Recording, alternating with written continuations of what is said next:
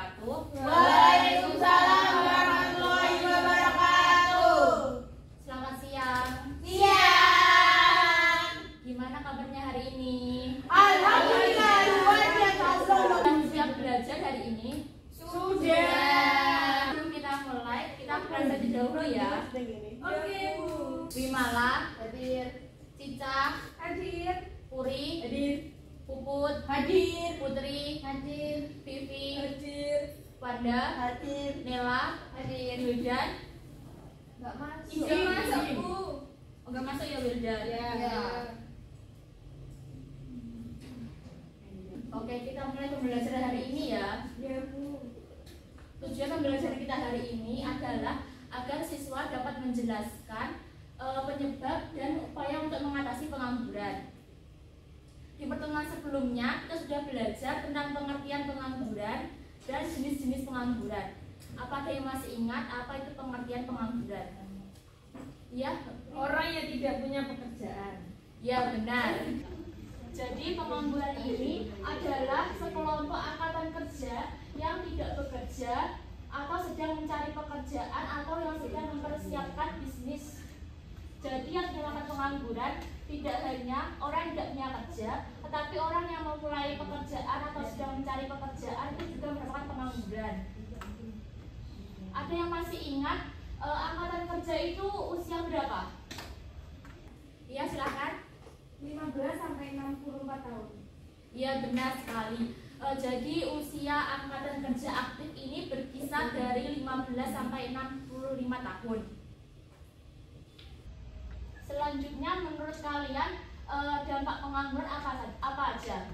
Ada yang bisa? Ya, Vivi silakan. Meningkatnya kriminalitas. Ada lagi? Iya, Puput. Orang menjadi stres. Oh iya, Wanda apa? Pendapatan nasional akan menurun. Ya, dari 3 ancaman itu benar sekali.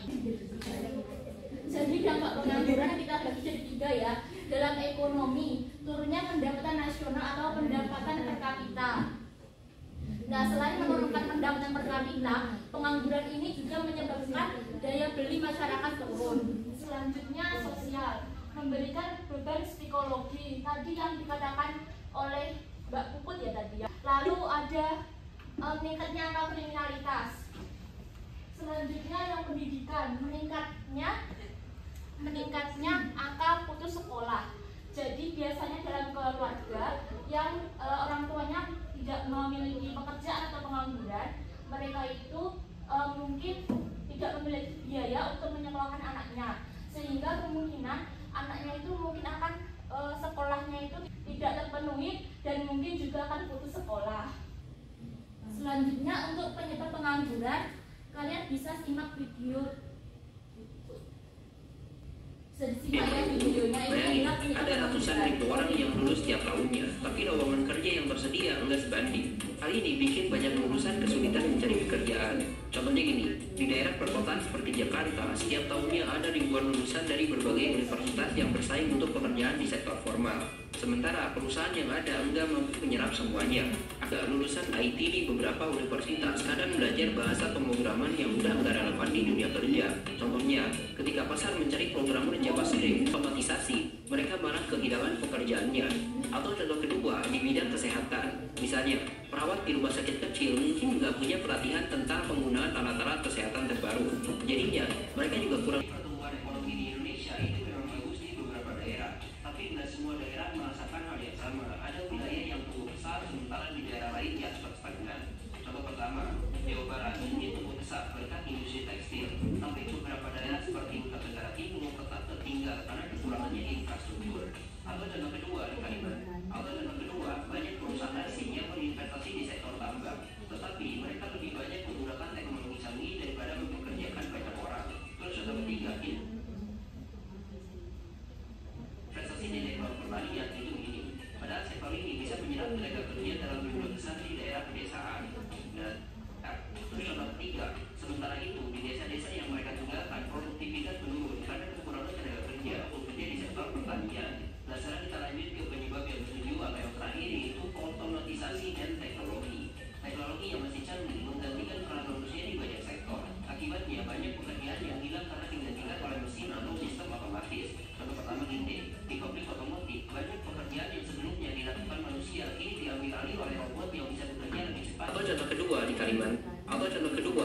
perusahaan asing yang berinvestasi di sektor tambang, tetapi mereka lebih banyak menggunakan teknologi canggih daripada mempekerjakan banyak orang dalam jumlah besar di daerah pedesaan.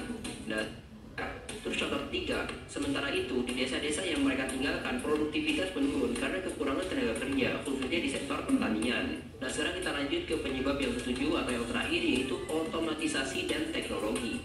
Teknologi yang masih canggih menggantikan peran manusia di banyak sektor. Akibatnya banyak pekerjaan yang hilang karena digantikan oleh mesin atau sistem otomatis. Contoh pertama gini deh, di pabrik otomotif, banyak pekerjaan yang sebelumnya dilakukan manusia kini diambil alih oleh robot yang bisa bekerja lebih cepat dan lebih efisien.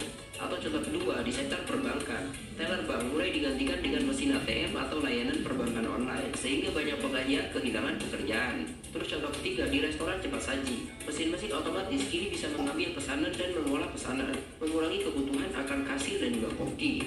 Nah, dari penjelasan ini kita bisa lihat bahwa pengangguran di Indonesia bukan cuma soal orang malas kerja atau kurang berusaha. Ada banyak faktor yang saling terkait, mulai dari pendidikan, investasi, sampai teknologi.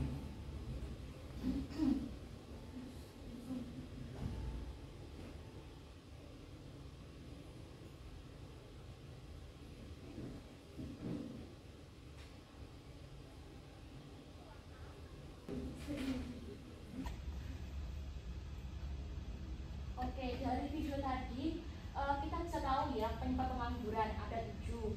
Yang pertama, lapangan kerja yang sedikit. Jadi ketidakseimbangan antara tenaga kerja dan lapangan kerja. Yang kedua ada kualitas pendidikan yang tidak sesuai dengan kebutuhan pasar kerja. Yang ketiga, kurangnya pelatihan dan keterampilan. Yang keempat, pertumbuhan ekonomi yang tidak merata. Yang kelima, kurangnya investasi di sektor-sektor produktif. Yang keenam, perpindahan dari desa ke kota atau urbanisasi. Yang terakhir, otomatisasi dan teknologi. Dari sini apakah ada yang ditanyakan? Belum. Oke, kalau belum, sekarang kita akan membentuk jadi 2 kelompok ya. Nah, masing-masing kelompok anggotanya ada 4 anak. Silakan dibentuk sini sama sini. Oh iya Bu. Kelompok 1 yang sebelah sini ya. Iya, Kalian menganalisis segi 1. Yang sini kelompok 2. Bisa dikerjakan sekarang, waktunya 7 menit. Oke, siap. Silakan Bang, ngerti banget Bu. gampang soalnya. Silakan dikerjakan. Oh, dikerjakan ya. Diskusi Mbak Puput. Iya, maaf ya.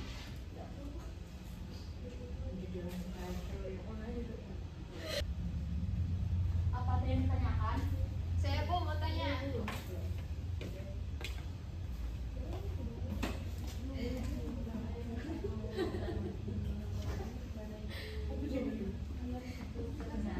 Oh iya, sudah benar. Makasih Bu.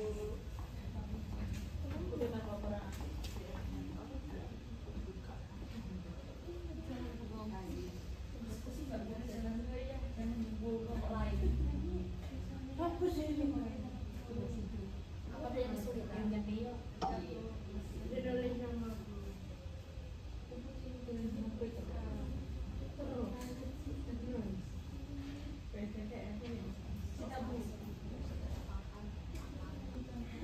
Apa sudah semuanya? Sudah semuanya. Kalau begitu perwakilan kelompok 1 silakan maju ke depan untuk mempresentasikan.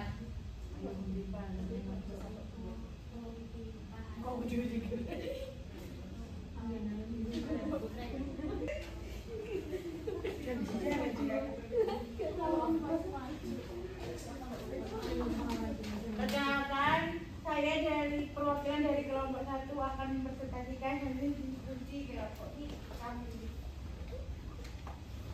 Studi kali 1, Reno baru lulus dari sekolah menengah atas. Akibat keterbatasan ekonomi, ia tidak bisa melanjutkan kuliah. Oleh karena itu, ia memilih untuk bekerja. Namun, setiap kali melamar pekerjaan, Reno selalu ditolak karena ia tidak memiliki keterampilan yang dibutuhkan perusahaan. Jadi pertanyaannya, bagaimana upaya untuk mengatasi pengangguran dari kasus Reno tersebut? kelompok kami yaitu 1. Pelatihan keterampilan. Reno bisa mengikuti pelatihan keterampilan melalui program pemerintah atau lembaga pelatihan kerja atau BLK. Fokuskan pada keterampilan yang banyak dibutuhkan seperti teknik, administrasi, atau teknologi digital. Kedua, wirausaha. Reno dapat memanfaatkan potensi lokal dan memulai usaha kecil, misalnya menjual makanan ringan, jasa cuci motor, atau bisnis berbasis online. Ketiga, kerja magang. Mencoba program magang atau kerja sambil belajar untuk mendapatkan pengalaman dan keterampilan yang relevan. Sekian dari kelompok 1. Benar jawabannya, kita beri tepuk tangan ya Bapak Ibu. Sekarang perwakilan dari kelompok 2 silakan maju.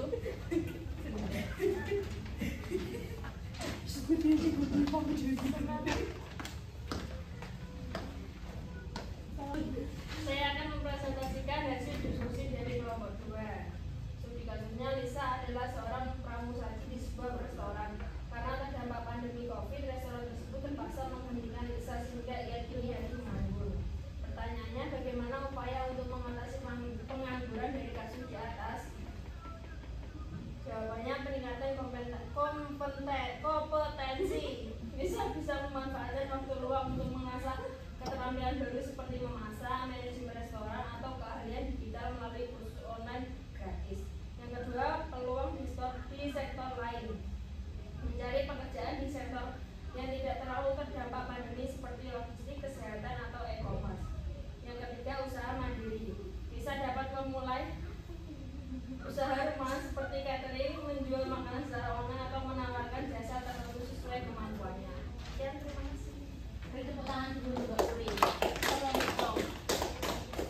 Dari materi tadi, apakah ada yang ditanyakan? Kalau tidak ada, mungkin dari kalian ada yang mau menyimpulkan pembelajaran hari ini? Menyimpulkan? Ya, silakan Mbak Nela. Hari ini kita belajar tentang pengangguran yang dapat disebabkan oleh kurangnya lapangan kerja, teknologi, atau kurangnya keterampilan. Dampak dari pengangguran itu sendiri yaitu bisa mencakup kemiskinan dan masalah sosial. Namun kita juga bisa mengatasinya melalui pendidikan, pelatihan kerja, dan kewirausahaan. Ya, sekali terima kasih untuk kesimpulan dari Mbak Nela. Kita beri tepuk tangan.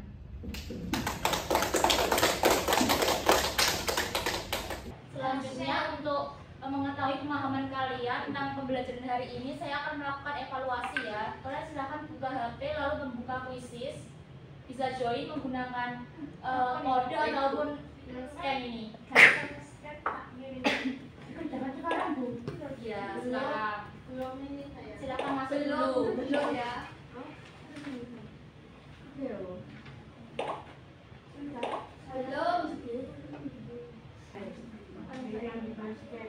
Nanti yang dapat nilai tertinggi 3 anak akan dapat hadiah ya. Apa? Jajan. Belum mau di sini lah. Kan join. Masa disuruh kalau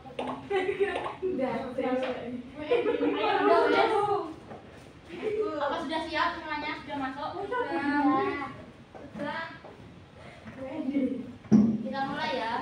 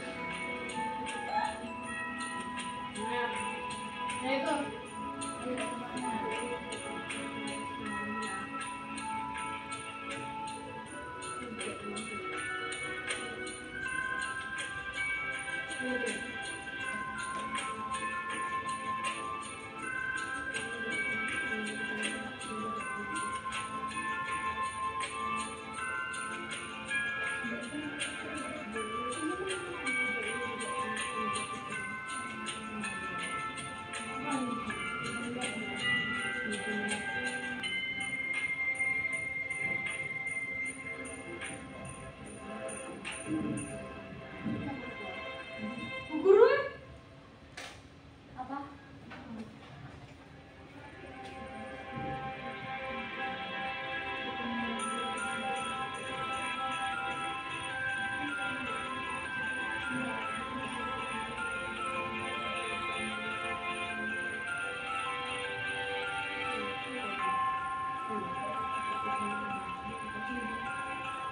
iya, benar, Bu Guru.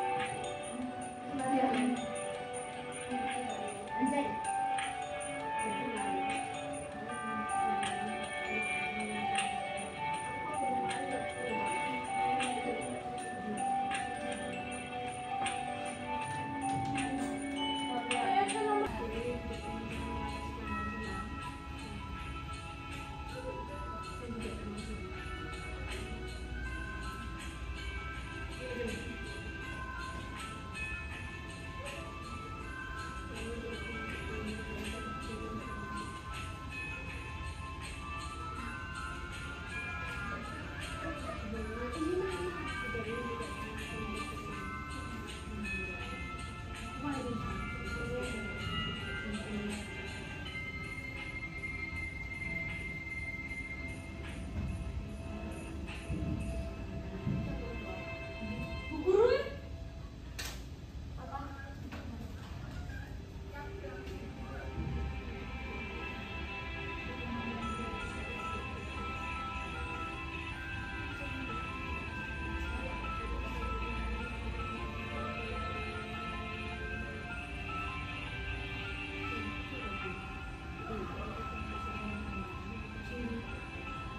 iya, benar, Bu Guru.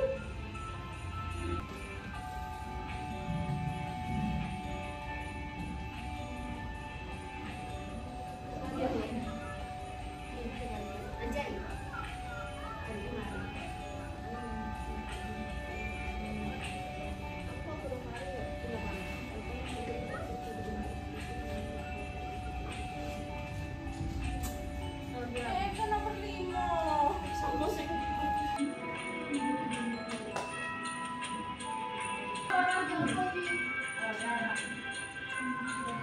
emang apa lagi ya?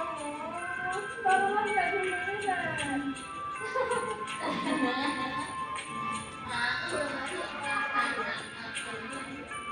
Kan salah siji ya? Kan salah siji ya? Salah siji ya? Ya Allah, aku bilang gue gitu, Bun. Malah. Kok jenengku tak jeneng loro? Itu memang bener lu, Abi. Enggak, salah siji. Aku nggak pernah. Sudah selesai ya.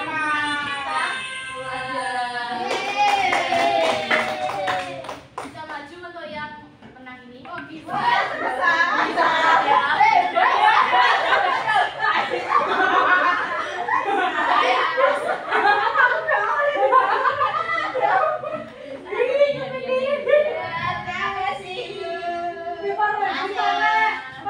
Tepuk tangan ya. Tangan udah kembali. Oke, dari hasil kuis tadi ya, hasilnya sangat memuaskan. Kalian banyak menjawab yang benar. Saya rasa hari ini pembelajaran kita cukup sekian. Jadi kita akan bertemu lagi di minggu selanjutnya dengan materi yang baru, yaitu teori uang. Jadi untuk minggu depan kalian belajar lagi untuk baca buku di rumah terkait teori uang. Saya rasa sudah sekian hari ini. Bila ada salah kata, saya mohon maaf. Wassalamualaikum warahmatullahi wabarakatuh.